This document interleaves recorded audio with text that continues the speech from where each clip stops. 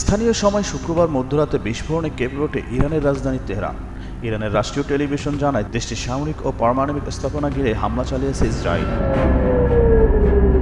আন্তর্জাতিক গণমাধ্যম জানায় তেহরানে 6টি বিস্ফোরণের খবর পাওয়া গেছে, তবে কোনো ক্ষয়ক্ষতি হয়েছে কিনা সেই বিষয়ে এখনও কিছু জানা যায়নি। হামলার পর তেহরানের ইমাম খামেনি আন্তর্জাতিক বিমানবন্দরে বিমান চলাচল সাময়িক স্থগিত করা হয়েছে। সর্বোচ্চ সতর্ক অবস্থা রয়েছে ইরানের প্রতিরক্ষা ব্যবস্থা।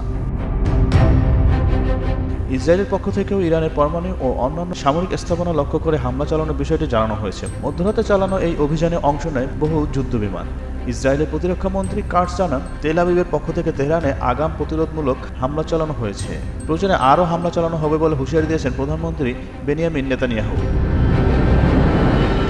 এদিকে পাল্টা হামলার আশঙ্কায় ইসরায়েলের অভ্যন্তরীণ নিরাপত্তা ব্যবস্থা জোরদার করা হয়েছে। রাত ৩টা থেকে দেশ জুড়ে স্কুল, অফিস ও সভা সমাবেশ নিষেধাজ্ঞা আরোপের পাশাপাশি বদলে ফেলা হয়েছে প্রতিরক্ষা নীতিও। শুধুমাত্র জরুরি পরিষেবাগুলো চালু রাখা হয়েছে। তেহরানে হামলার পেছনে যুক্তরাষ্ট্রের কোনো সম্পৃক্ততা নেই বলে জানিয়েছে মার্কিন পররাষ্ট্রমন্ত্রী মার্কো রুবিও। হামলার কয়েক ঘন্টা আগে ইরানে ইসরায়েলের সম্ভাব্য হামলার ইঙ্গিত দেন মার্কিন প্রেসিডেন্ট ডোনাল্ড ট্রাম্প। এর আগে মার্কিন গোয়েন্দা তথ্যেও এমন আশঙ্কার কথা জানানো হয়। অবশেষে সব জল্পনা কল্পনা শেষে তেহরানে হামলা চালালো নেতানিয়াহু বাহিনী। এই ঘটনায় মধ্যপ্রাচ্য জুড়ে পরিস্থিতি ক্রমেই ঘোলাটে হয়ে উঠছে। যুক্তরাষ্ট্র এই হামলায় সরাসরি জড়িত না থাকলেও তাদের সেনাঘাঁটিগুলো নিরাপত্তা জোরদার করেছে।